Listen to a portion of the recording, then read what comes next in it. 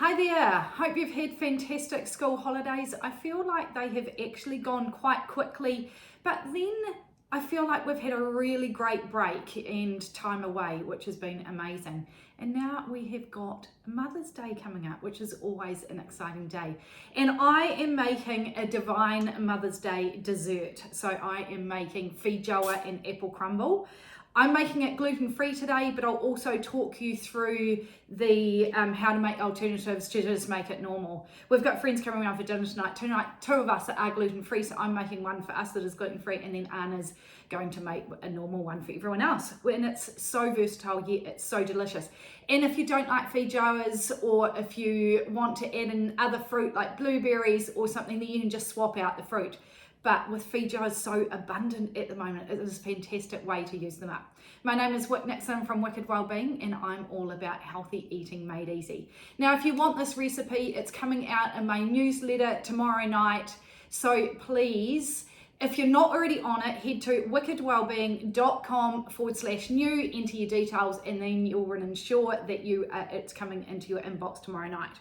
So what I've done here, I'm just making a little one for the two of us, which will be way too much anyway, but I have just chopped up an apple. I've left the skin on because there's lots of fibers in the skin, and then chopped up some feijoas. I am going to add in a little bit of cinnamon and some brown sugar. And I'll just give that a stir. And that is honestly all you need to do. This is such a quick and easy recipe.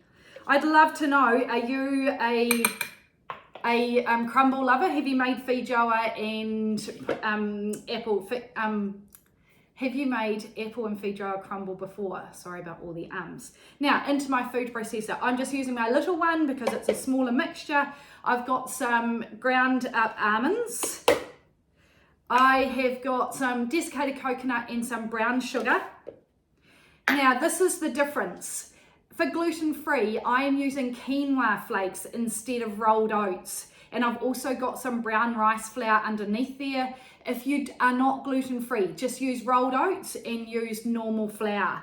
Now, quinoa flakes, I'm at the very bottom of my bag, but these are organic quinoa flakes that some supermarkets stock them. I get this from my local health food store, and they're $6.50 for a little bag like that. But you know, for this recipe, you only need 1/4 cup, so they go a long way.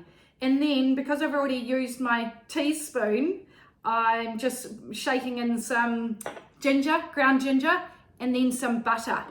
Now, if you are dairy free, just use coconut oil, and it should be solidified now at this time of the year. And that's basically all that we need to do.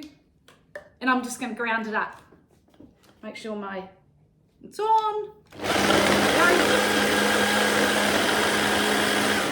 And that is seriously all that you need to do.